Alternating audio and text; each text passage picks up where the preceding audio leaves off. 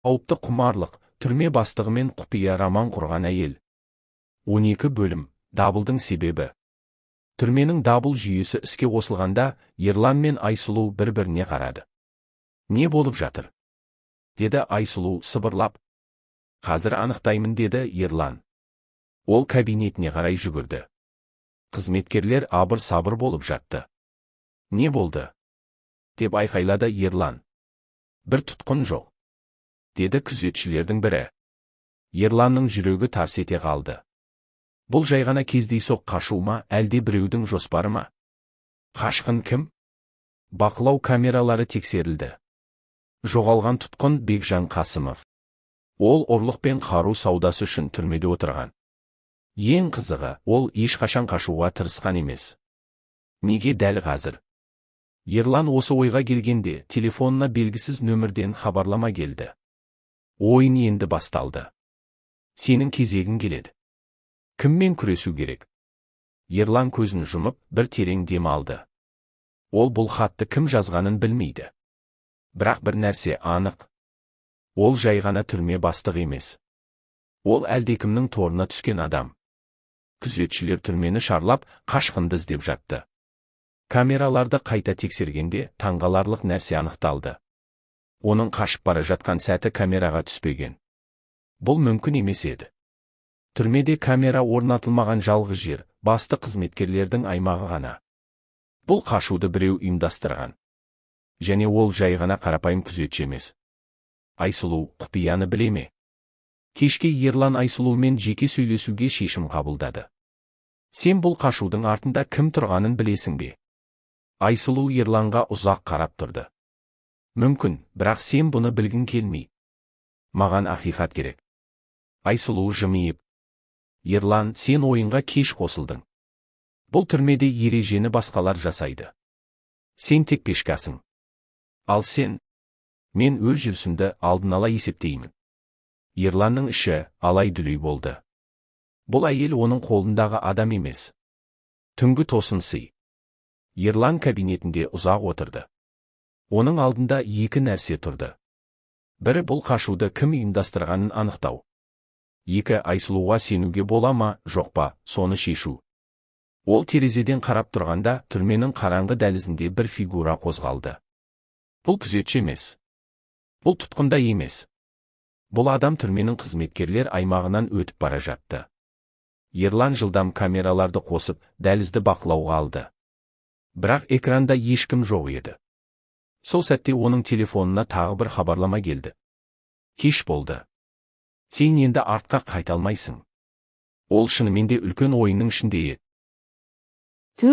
13 бөлім. Кімнің ойыны? Түрмеде біреу жасырын ережелермен ойнап отыр.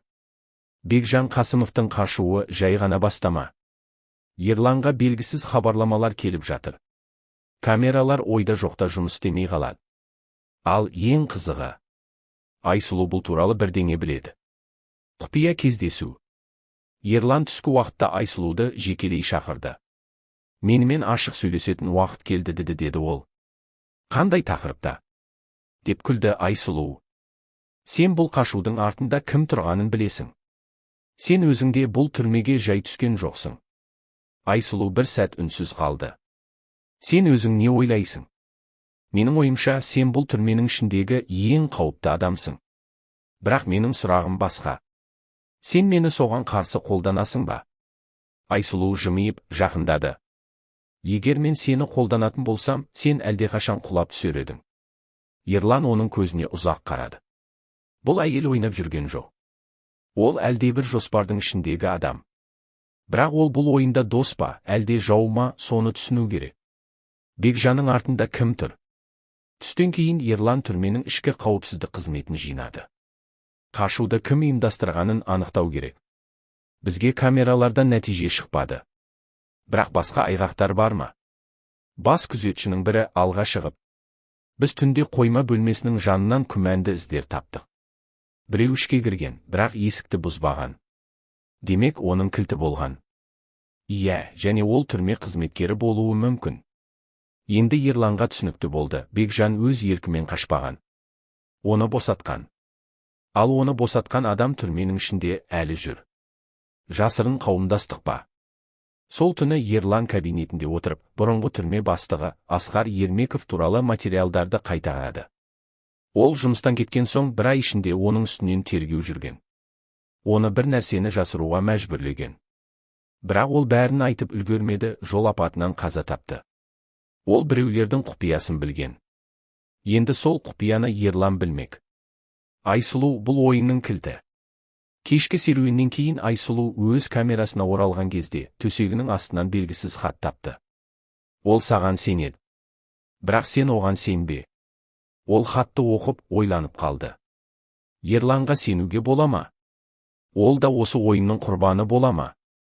Әлде Айсұлу өзі бұл ойынды жүргізіп отыр ма? Күтпеген түн. Түн ортасы. Ерлан кабинетінде отырғанда есік қағылды. Күзетшілердің бірі асығыс кірді. Бастық, бір нәрсе болды. Не? Айсұлу жоқ. Ерлан орнынан атып тұрды. Қалай жоқ? Ол камерасында емес. Бүкіл түрмені тексердік. Ол жай ғана жоғалып кетті. Ерлан бір сәтке тыныс ала алмай қалды. Бұл оның соңғы жүрісі ме? Әлде оны да біреу алып кетті ме? Ойын енді шын мәнінде басталды. 14 бөлім. Айсұлудың жоғалуы. Түрменің ішіне тыныштық орнады. Бірақ бұл қауіпті тыныштық еді. Айсұлу жай ғана жоғалып кеткен жоқ. Ол із-түзсіз жоқ болды. Ерлан бақылау камераларын қайта-қайта қарады. Бірақ бірде-бір кадрда Айсұлудың камерадан шыққан сәті жоқ. Бұл мүмкін емес. Жасырын есік. Күзетшілер Айсұлуды іздеуге кірісті. Түрменің әр бұрышын қарап шықты. Бірақ ешқандай нәтиже болмады. Сонда ғана Ерлан түсінді. Бұл түрмеде жасырын жол бар. Және оны тек белгілі бір адамдар ғана біледі. Жаңа хабарлама. Кабинетіне кіргенде Ерлан үстелінде тағы бір хат жатқанын көрді. Сен енді таңдауыңды жасауың керек. Бізбен боласың ба, әлде олар сені құрбан етеді ме? Біз деген кім? Бұл жай ғана қашқындардың ұйымдастырған әрекет емес. Бұл әлдеқайда үлкен жоспар. Айсұлу өзін өзі құтқарды ма? Кешке қарай Ерлан кабинетінде отырғанда телефоны безілдеп қоя берді. Белгісіз нөмір.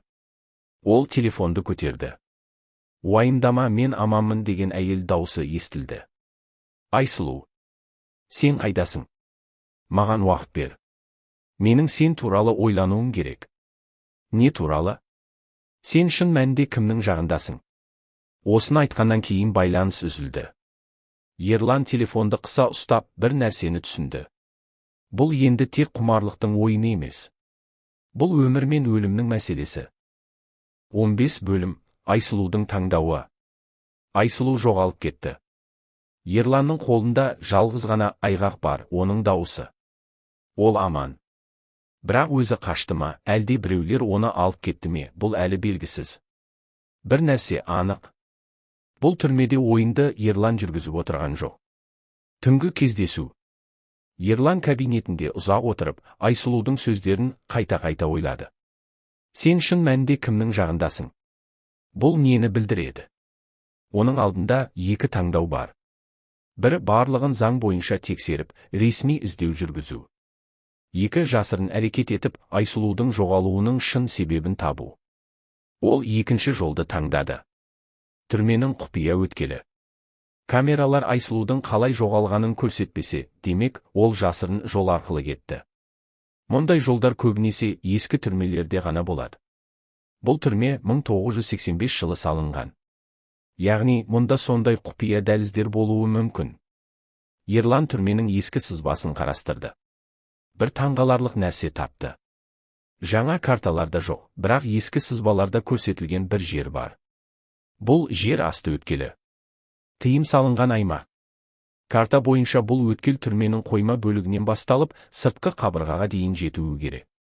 Бірақ сол жерді ешкім пайдаланбайды. Тіпті күзетшілер де ол жаққа көп бармайды. Ерлан сол жерге баруды ұйғарды. Ол ең сенімді күзетшілердің бірін ертіп қоймаға қарай беттеді. Есіктің алдында екі күзетші тұрды. Бұл жаққа кіруге болмайды, бастығым. Кім айтты? Күзетшілер бір-біріне қарады. Бұл жерге кіруге ешкімнің рұқсаты жоқ. Бастықтар да кірмейді. Ерлан көздерін сығырайтып қарады. Бұл түрменің бастығы кім екенін білесіңдер ме? Әрине, сіз. Онда есікті ашыңдар. Күзетшілер үнсіз қалды. Олар біреуден қорқып тұр. Ерлан рациясын алып, өз адамдарына бұйрық берді. Есікті бұзыңдар. Бірнеше минуттан кейін есік ашылды. Ішке кіргенде Ерланның төбе шашы тік тұрды. Түрменің ішіндегі жасырын әлем. Бұл қойма жай ғана бос тұрған бөлме емес. Мұнда жасырын бөлмелер бар. Ескі сөрелердің артында жер астына түсетін баспалдақ көрінді. Бұл жол ондаған жылдар бойы пайдаланылғандай. Бірақ ең таңғаларлығы, бұл жерде жақында ғана адам жүрген. Шаң басқан еденде жаңа іздер анық көрініп тұр. Айсұлу осы жолмен кеткен.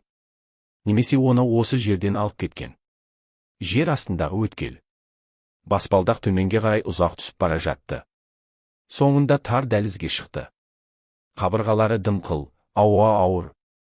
Ерлан қолындағы шамды жағып, ары қарай жүрді. Дәліздің соңында үлкен темір есік тұрды. Ол есікті ашып көрмек болды, бірақ жабық. Сол сәтте артында тұрған күзетші: «Бастық, қараңыз», деді.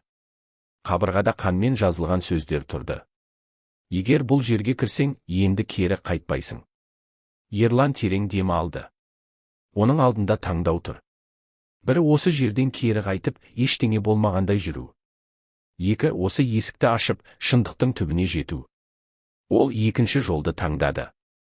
Темір есікті итеріп ашқанда, қабырға артынан әлдекімнің ыңырсыған дауысы шықты. Ерланның жүрегі дүрсілдеп қоя берді. Бұл Айсұлу ма? Әлде бұл түрменің шын құпиясы ма? 16 бөлім. Темір есіктің арғы жағында. Түрменің астында бір нәрсе бар. Ерлан оны біледі. Оның дәл алдында ауыр темір есік тұр. Қабырғада қанмен жазылған сөздер: «Егер бұл жерге кірсең, енді кері қайтпайсың». Бұл ескерту ме? Әлде қорқыту ма? Бірақ Ерлан кері шегінбейді. Ол есікті итеріп ашты. Құпия бөлме. Есік ашылғанда ауыр, сыз иісі мұрнына келді. Қолындағы шамды көтеріп, бөлмені шолды. Бұл бұрыннан бар жер. Бірақ оны біреу жақында ғана пайдаланған. Қабырғалар ескі кірпіштен қаланған, бірақ жерде жаңа төсеніштер бар. Ортасында үстел тұр. Үстінде бірнеше папка. Ерлан бірін ашты. Жасырын құжаттар. Құпия істер. Барлығы осы түрмеде отырған ерекше тұтқындар жайлы. Олардың арасында Айсұлудың да құжаты бар. Бұл қалай мүмкін? Ерлан оның папкасын ашты. Ішінде түрмеге келген күніне дейінгі толық мәліметтер бар. Оның істеген қылмысы, тергеу хаттамалары, жеке сипаттамасы. Бірақ соңғы беті Ерланның назарын ерекше аударды. Ол жерде жазылған: 12 жоба. Арнайы тапсырма. Бақылау: Асқар Ермеков. Асқар Ермеков бұрынғы түрме бастығы. Ол бұл істерді жүргізген. Бірақ ол қайтыс болды. Енді бұл істі кім жалғастырып жатыр? Біреу мұны білмегенін қалайды. Ерлан құжаттарды оқып отырған кезде, сырттан әлдекімнің аяқ дыбысы естілді. Ол дереу шамды сөндірді. Кім болса да, олар бұл бөлмеге кіруге келе жатыр. Түнгі шабуыл. Бірнеше секунд ішінде бөлме іші қараңғыланып кетті. Ерлан қабырғаға жақындап, тынысын басты. Сырттағы адам есікке жақындады. Кілттің бұралғаны естілді. Енді тек күтуден басқа амал жоқ. Есік сықырлап ашылды. Ішке ұзын қара плащ киген біреу кірді. Ерлан қолындағы қаруды қаттырақ қысты. Кім бұл? Түрме қызметкері ме? Әлде бір құпия ұйымның адамы ма? Бейтаныс адам үстелге жақындап құжаттарды көрді. Дәл сол сәтте Ерлан оған секіріп түсті. Екеуі жерге құлап, алыса кетті. Ерлан қарсыластың қолын бұрап, бетіне шамның жарығын түсірді. Бұл Айсұлу. Айсұлудың шындығы. Сен мұнда не істеп жүрсің? Деп сұрады Ерлан. Айсұлу ауыр тыныстады. Сенің бұл жерге келгеніңді білетін едім. Сен қайда жоғалдың? Саған түсіндіретін уақыт келді, деді Айсұлу. Не түсіндіресің? Айсұлу оның көзіне тіке қарады. Сен шындықты білгің келе ме? Онда менімен бірге жүр. Бірақ бір нәрсені есте сақта. Не? Осыдан кейін кері қайту мүмкін емес. 17 бөлім. Айсұлудың құпиясы. Ерлан мен Айсұлу бір-біріне үнсіз қарап тұрды. Түрме астындағы құпия бөлме. Жасырын құжаттар. Қабырғадағы қанмен жазылған ескерту. Ерланның басында мыңдаған сұрақ тұрды, бірақ ең бастысы, Айсұлу бұл жерде не істеп жүр? Айт, сен шын мәнінде кімсің? Айсұлу терең дем алды. Сен бұл шындықты естігеннен кейін бәрі өзгереді. Ерлан, менің өмірім ғана емес, сенің де өмірің.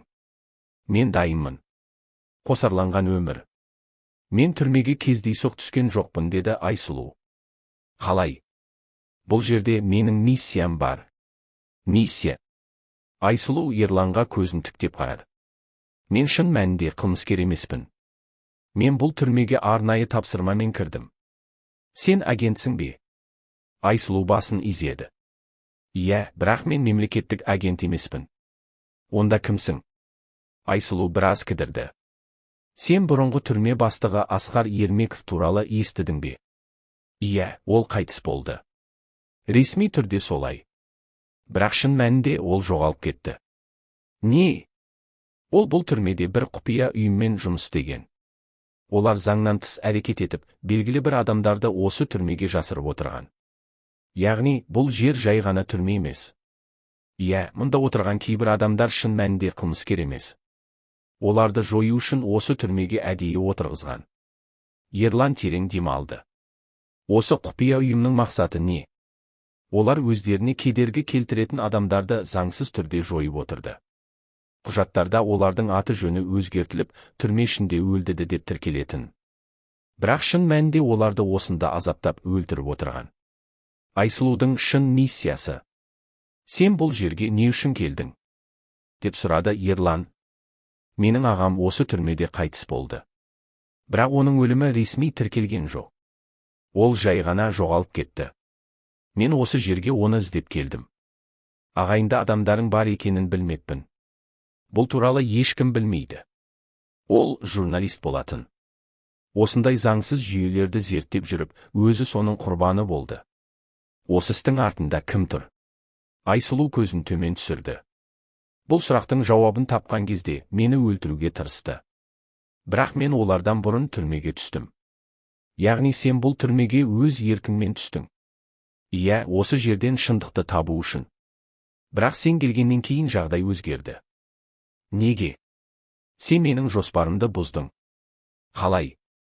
Мен мұнда назар аудармай, тыныш әрекет етуім керек еді. Бірақ сен мені бақылауға алдың, содан кейін. Айсұлу сәл кідіріп, жымиып қойды. Содан кейін біз жақындастық. Ерлан басын шайқады. Яғни сен мені пайдаланып жүрдің бе? Басында иә. Бірақ кейін бәрі шындыққа айналды. Енді не болады? Ерлан терең дем алды. Бұл ұйымды тоқтату үшін не істеу керек? Біз олардың басшысын табуымыз керек. Ол осы түрме ішінде бір жерде. Бұл түрме бастығы ма? Жоқ, ол адам көлеңкеде жүр. Ешкім оның шын атын білмейді. Бірақ бір нәрсе анық, ол саған сенеді. Маған? Иә, өйткені сен оның адамдарын ұстаған жоқсың. Сондықтан олар сені өздеріне тартқысы келеді. Ерлан ойланып қалды. Яғни, олар мені өз жағына шығару үшін тест жасап жатыр ма? Дәл солай. Егер сен олардың сеніміне кірсең, біз олардың шын кім екенін біле аламыз. Бұл өте қауіпті жоспар. Иә, бірақ басқа жол жоқ. Ерлан көзін сығырайтып қарады. Сен маған шынымен сенесің бе? Айсұлу жымиып. Біз енді бір командамыз, Ерлан, басқа амал жоқ. 18 бөлім. Ерлан қауіпті ойынға кіреді. Айсұлу бәрін айтты. Түрме жай ғана түрме емес. Мұнда құпия ұйым бар. Олар өздеріне кедергі келтіретін адамдарды осы жерге отырғызып, жоғалтады. Айсұлу солардың шындығын ашу үшін түрмеге әдейі түскен. Ал Ерлан. Ол осы жүйенің бір бөлігіне айнала бастады. Енді оның алдында бір ғана таңдау тұр. Жүйенің ішінде қалып, оның шындығын білу, немесе бәрін ашып, өмірін қауіпке тігу. Ол бірінші жолды таңдады. Жасырын ұсыныс. Келесі күні Ерлан түрмеде ештеңе болмағандай жүрді. Бірақ оның ойы басқа жақта еді. Айсұлу айтқандай, құпия ұйым оны өздеріне тартқысы келеді. Егер бұл рас болса, онда олар бірінші болып байланысқа шығады. Кешкі уақытта жұмыс күнін аяқтап, кабинетінде отырғанда күтпеген қоңырау түсті. Телефонда белгісіз нөмір. Қайырлы кеш, Ерлан мырза. Сіз кімсіз? Бұл маңызды емес. Бастысы, біз сізге қызығып отырмыз. Не үшін? Сіз осы түрмеде ұзаққа барғыңыз келе ме? Не айтқыларың келеді? Сіз дұрыс шешім қабылдасаңыз, біздің адамымыз боласыз. Қате шешім қабылдасаңыз, бәрін жоғалтасыз. Сендер кімсіңдер? Көп сұрақ қоймаңыз, Ерлан мырза. Бүгін түнде түрме ауласында жалғыз жүріңіз. Біз сізге нақты ұсыныс жасаймыз. Қоңырау өшті.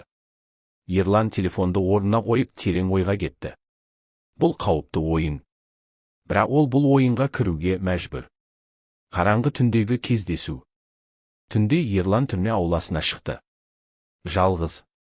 Айнала тыныш. Бірнеше минут өткен соң, алыстан қара көлеңке көрінді. Бұл адам оған жақындады. Оның түрі көрінбейді, бірақ дауысы анық. Сіз өз болашағыңыз туралы ойладыңыз ба, Ерлан мырза? Не ұсынасыздар? Қуатты жүйенің бір бөлігі болуды.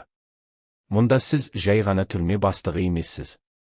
Егер дұрыс шешім қабылдасаңыз, үлкен ойыншылар қатарына қосыласыз. Ал дұрыс шешім қабылдамасам, онда сіз жай ғана жоқ боласыз. Ерлан біраз үнсіз қалды. Мен сендерге сенуім үшін дәлел керек. Бейтаныс адам сәл жымиып. Біз сізге бір тапсырма береміз. Егер оны орындасаңыз, біз сізді өзіміздің адамымыз деп қабылдаймыз. Қандай тапсырма? Түрмедегі белгілі бір адамнан құтылу керек. Кім? Бейтаныс адам Ерланға қағаз берді. Ол ашып қарады да, денесі дір етті. Бұл Айсұлудың аты жөні. Қауіпті таңдау. Қара көлеңке қайта сөйледі. Сіз бізге адал екеніңізді дәлелдегіңіз келсе, бұл әйелді жою керек. Егер мен бас тартсам, онда сізде оның қасына барасыз. Бейтаныс адам Ерланның жауабын күтті. Ерлан қағазды уысына қысты. Оның алдында екі жол тұр. Бір Айсұлуды сатып кетіп, құпия ұйымға қосылу. Екі, құпия ұйымды алдап, Айсұлуды құтқару. Ол таңдау жасау керек. 19 бөлім, өлім бұйрығы. Қараңғы ауланың қақ ортасында тұрған Ерлан қолындағы қағазға тағы бір рет қарады. Айсұлудың аты. Құпия ұйым одан осы әйелді жоюды талап етіп отыр. Ойланып көр, Ерлан мырза. Сен бізге қосылсаң, билік пен байлық аласың. Бас тартсаң, сен үшін бәрі бітеді. Бейтаныс адам бұрылып, қараңғылыққа сіңіп кетті. Ерлан жалғыз қалды. Қиын таңдау. Ол қайтып кабинетіне кірді. Терең дем алып ойланды. Бұл жерде бір нәрсе анық, Айсұлуды құтқару үшін оны өлтіргендей көріну керек. Егер ол Айсұлуды өлтірмесе, оны өздері жояды. Егер ол Айсұлуды құтқарғысы келсе, құпия ұйымды алдауға мәжбүр. Бұл ой Ерланды бірден әрекетке итермеледі. Бір ғана жоспар бар. Ол Айсұлуды өлтіруі керек. Бірақ шын мәнінде оны құтқару керек. Айсұлумен соңғы кездесу. Келесі күні Ерлан Айсұлуды жасырын бөлмеге шақырды. Ол келгенде, оның жүзіне тіке қарап, мені өлтіру керек екенін саған айтты, солай ма? Деді сабырлы дауыспен. Иә, бірақ мен сені құтқарамын. Қалай? Ерлан терең дем алды. Мен сенің түрмеден қашуыңа көмектесемін. Бірақ бәріне сенің өлгеніңді дәлелдеуім керек. Қауіпті жоспар. Басқа жол жоқ. Сен болмасаң, бұл жүйені әшкерелеу мүмкін емес. Айсұлу ойланып қалды. Жарайды, бірақ біз қалай істейміз? Жалған өлім. Ерлан жоспарды түсіндірді. Бір түнде камералар өшіріледі. Екі, Айсұлу жалған шабуылға ұшырағандай кейіп танытады. 3. Ерлан оның өлгенін ресми тіркейді. 4. Айсұлу құпия жолмен түрмеден шығарылады. Бұл сен үшін өте қауіпті, деді Айсұлу. Маған бәрібір. Мен сенің аман қалғаныңды қалаймын. Олардың көздері түйісті. Бұл сөздердің артында әлдеқайда терең сезім бар еді. Бірақ айтуға уақыт жоқ. Бәрі дәлме-дәл орындалуы керек. Түнгі операция. Түн болды. Ерлан түрме жүйесін уақытша өшірді. Бірнеше минут ішінде бәрі қараңғыға батты. Айсұлу дайын тұр. Ерлан оған белгі берді. Кенет түрме ішінен айқай шықты. Жедел жәрдем шақырыңдар. Күзетшілер жүгіріп келді. Олар жерде ес-түссіз жатқан Айсұлуды көрді. Денесінде қан іздері бар. Ерлан қатал жүзбен қарап тұрды. Өкінішке қарай ол қайтыс болды. Құпия ұйымның жауабы. Таңертең Ерлан кабинетінде отырғанда белгісіз нөмірден тағы қоңырау түсті. Жақсы жұмыс, Ерлан мырза. Біз сені өз адамымыз деп санаймыз. Рахмет. Енді сен біздің жүйеге ресми түрде кірдің. Алдағы уақытта сен біздің маңызды жоспарларымыздың бір бөлігі боласың. Қоңырау өшті. Ерлан терең дем алды. Айсұлу аман қалды. Бірақ енді ең қауіпті кезең басталды. Ол құпия ұйымның ішінде жұмыс істеуге мәжбүр. 20 бөлім. Ерлан құпия ұйымның ішінде. Ерлан терезеге қарап тұрды. Құпия ұйым оны өздеріне қабылдады. Олар Айсұлуды өлді деп ойлайды. Бірақ шын мәнінде ол тірі. Енді ең қауіпті кезең басталды. Олар Ерланды сынайды. Ол сенімге кірсе шындыққа жақындайды. Егер күдікті әрекет жасаса, оны жояды. Таңертең белгісіз нөмірден қоңырау түсті. Келісімге сәйкес, сен біздің келесі тапсырмамызды орындауың керек. Не істеуің керек? Кел бүгін кешке. Қалғанын сол жерде білесің. Қоңырау өшті. Ерлан ойланды.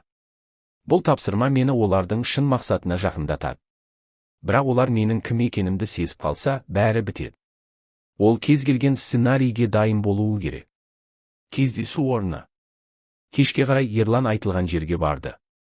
Бұл түрменің ескі қоймасы. Ішке кіргенде қара түсті костюм киген 4 ер адам оны күтіп тұрды.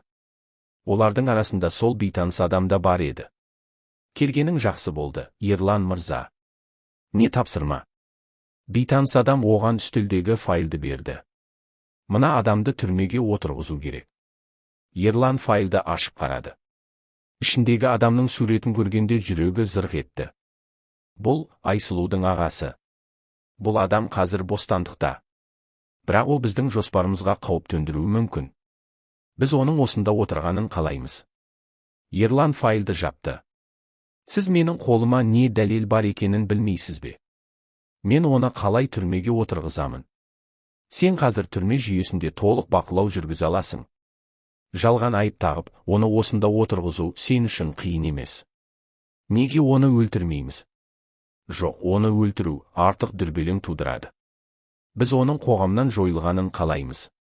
Түрмеде отырса, ол бізге еш қауіп төндірмейді. Егер мен бас тартсам, қара костюмді адамдардың бірі пышағын шығарып, үстелдің үстіне қойды. Онда сенің де бұл жерден тірі кететініне кепілдік жоқ. Қауіпті шешім. Ерлан ойланып қалды. Егер ол Айсұлудың ағасын құтқармаса, онда оның миссиясы бітті. Бірақ егер ол ұйымға қарсы шықса, оның өзі өледі. Ол бірден шешім қабылдады. Маған бір күн уақыт беріңдер. Бейтаныс адам жымиып, біз саған сенеміз, Ерлан мырза. Бірақ ұмытпа, сен біздің адамсың. Ал біздің адамдар бас тартпайды. Жасырын байланыс. Ерлан сол түні Айсұлуға құпия хабар жіберді. Ағаңды түрмеге отырғызбақшы. Жаңа жоспар керек. Айсұлу бірден жауап берді. Мен өзім әрекетке көшемін. Сен ештеңе істеме. Бірақ Ерлан оған сенімді болмады. Бұл ойын тым қауіпті. Егер олар бір қате қадам жасаса, бәрі бітеді, жалғасы бар.